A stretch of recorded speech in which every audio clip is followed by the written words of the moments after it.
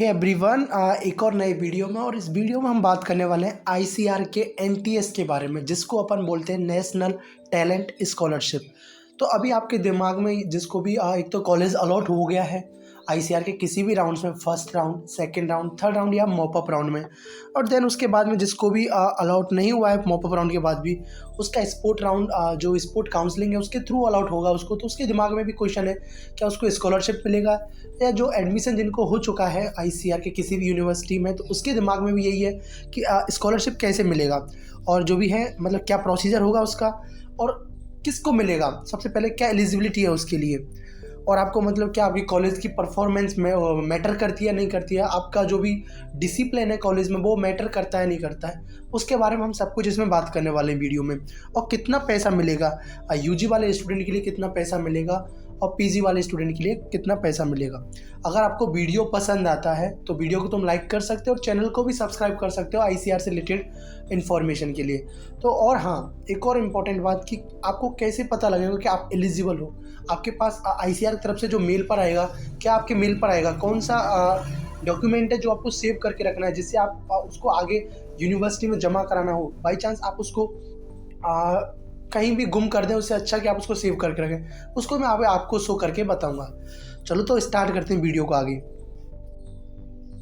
तो चलो अब इसमें कौन कौन से टॉपिक बात करने वाले हैं। सबसे पहले क्या एलिजिबिलिटी क्राइटेरिया है, देन उसके बाद में मोड ऑफ पेमेंट क्या होने वाला है, और कितना स्कॉलरशिप मिलेगा, उसका वैल्यू कितना है।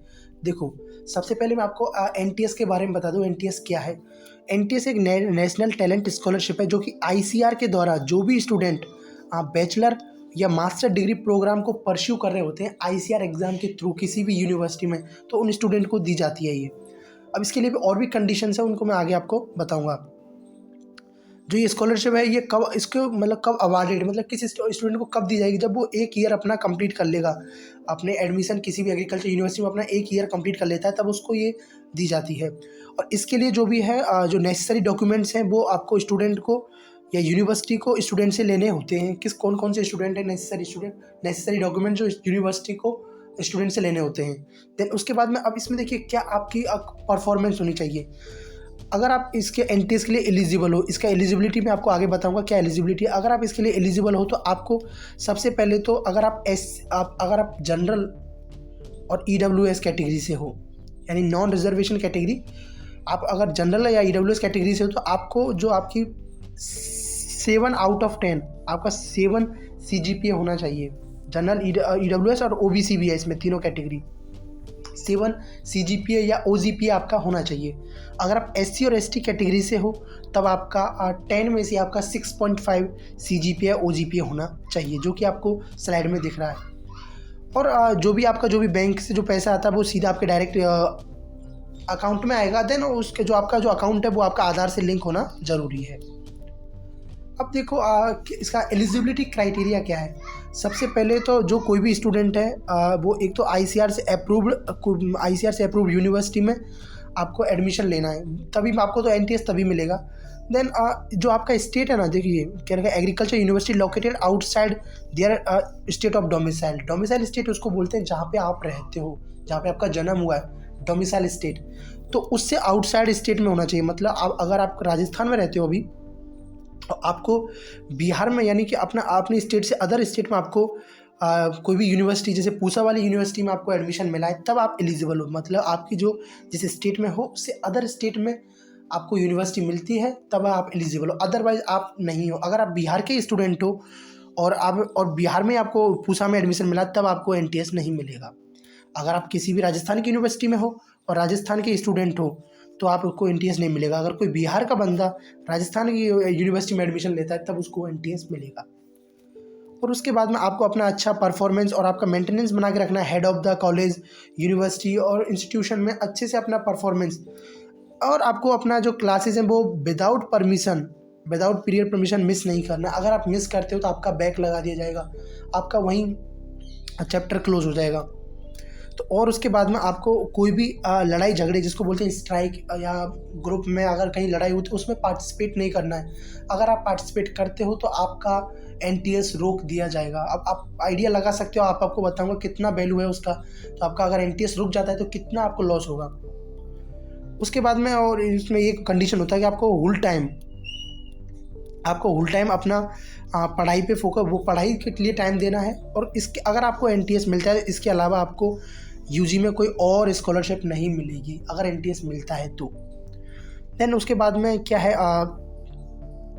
आपको अगर आप एडमिशन लेते हो और उसके 1 मंथ में, एडमिशन के 1 मंथ में अगर आप कॉलेज को लीव कर देते हो तब आपको स्कॉलरशिप तो नहीं मिलेगी। देन आपको स्कॉलरशिप नहीं मिलेगी अगर 1 मंथ के ड्यूरेशन में अगर आप उसको लीव करते हो तो। देन उसके बाद में देखिए अब पेमेंट का क्या मोड होगा।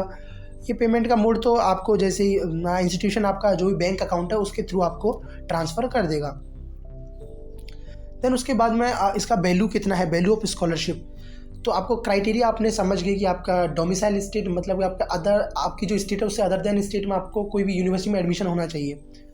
और आपका परफॉर्मेंस दूसरा जो कि ओबीसी वाले जनरल वाले स्टूडेंट है उसके लिए 7 CGPA या OGPA होना चाहिए और 6.5 SC/ST वालों की होना चाहिए और किसी भी लड़ाई झगड़े में पार्टिसिपेशन नहीं होना चाहिए। अब देखिए 3000 रुपये मतलब 3000 रुपीज़ आपके बैचलर डिग्री जो आप यूजी प्रोग्राम करोगे, यूजी वालों के लिए 3000 मतलब 3000 रुपये पर मंथ और 5000 रुपये पर मंथ हैं आपके मास्टर डिग्री जो भी परस्यू कर रहे हैं पीजी के लिए। तो आप आइडिया लगा सकते हो जब आपका सेमेस्टर सिस्टम चलता है आपके कॉलेजेस में, जिसमें कि आपका 5 मंथ का एक सेमेस्टर होता है, 5 मंथ, तो आप आइडिया लगा सकते हो 5 मंथ आपका 3000 रुपये मिलेगा। इस हिसाब से आप ऐड कर लो, आपको लगभग अप्रोक्स मान सकते हो आप 36,000 रुपये आपको 6 मंथ का पैसा मिलेगा आपको। तो आप 36,000 का आइडिया लगा सकते हो। अगर आपको 1 ईयर का 36,000 रुपये मिल रहा है तो आप ईयर जोड़ के, तो वो कितना लॉस होगा अगर आप किसी भी स्ट्राइक में अगर पार्टिसिपेट करते हो जिसकी वजह से आपका एनटीएस रुक जाता है। अब आपको बताता हूँ कि आपको क्या प्रोसीजर फॉलो करना है और देन आपको कैसे एनटीएस आपको पता लगेगा। देखो सबसे पहले आप जो बात बता रहा हूँ उनका ध्यान रखो आप।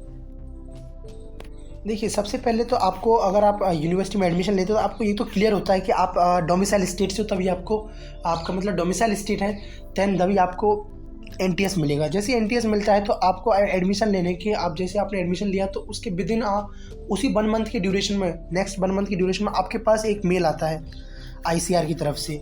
अब उस मेल को दिखाता हूँ वो आपको कैसा मेल आएगा। जैसा आपको ये शो हो रहा है तो आपको ऐसा एक मेल के थ्रू आएगा जिसमें क्लियर आपको लिखा हुआ देख लीजिए ऊपर, Indian counselling of agriculture research. Then उसके बाद में लिखा हुआ देखिए subject recommendation for the award of ICR, जिसमें नेशनल टैलेंट स्कॉलरशिप यूजी। तो इसमें देख कैंडिडेट के बारे में ये लिखा हुआ है, यहाँ उसका यूनिवर्सिटी का नाम लिखा हुआ है और उसके नीचे उसका जो भी रैंक था और वो सब कुछ आपका लिखा हुआ होगा, क्या रैंक था, कौन सा कॉलेज उसको कोर्स मिला था, तो वो सब कुछ आपको ऐसे लिख के और ये वाला ईमेल आपको, ये वाला मेल के थ्रू आपको आएगा डॉक्यूमेंट। तो इसको सेव करके आपको रखना है। इस डॉक्यूमेंट्स को आपसे यूनिवर्सिटी वाले मांगेंगे तब आपको देना है, तो इस बात का आपको बहुत अच्छे से ध्यान रखना है। देन उसके बाद में जैसे ही आपको जब मांगते हैं तो उसके बाद में आपको अगर आपका फर्स्ट सेम के बाद में आपका जब परफॉर्मेंस आता है तो उसका जो भी रिजल्ट आता है तो उस रिजल्ट के साथ और इसके साथ आपको यूनिवर्सिटी में जमा कराना होता है। जब भी यूनिवर्सिटी वाले मांगते हैं तब ये प्रोसीजर आपका इसमें होता है। अब आगे बात करते हैं स्पोर्ट राउंड की, जो काउंसलिंग वाले हैं उनको मिलेगा या नहीं।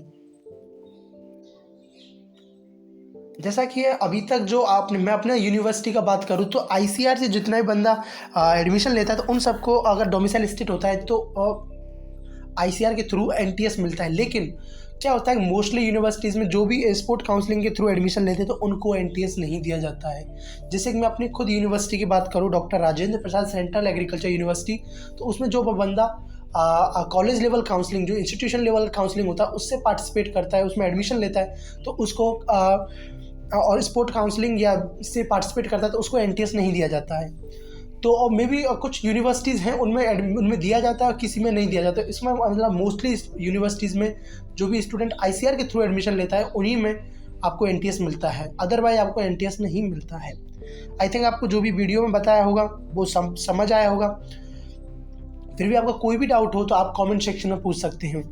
अगर आपको वीडियो अच्छा लगा हो तो वीडियो को लाइक करना, चैनल को सब्सक्राइब करना और thanks for watching. Bye bye, take care and keep smiling and stay connected.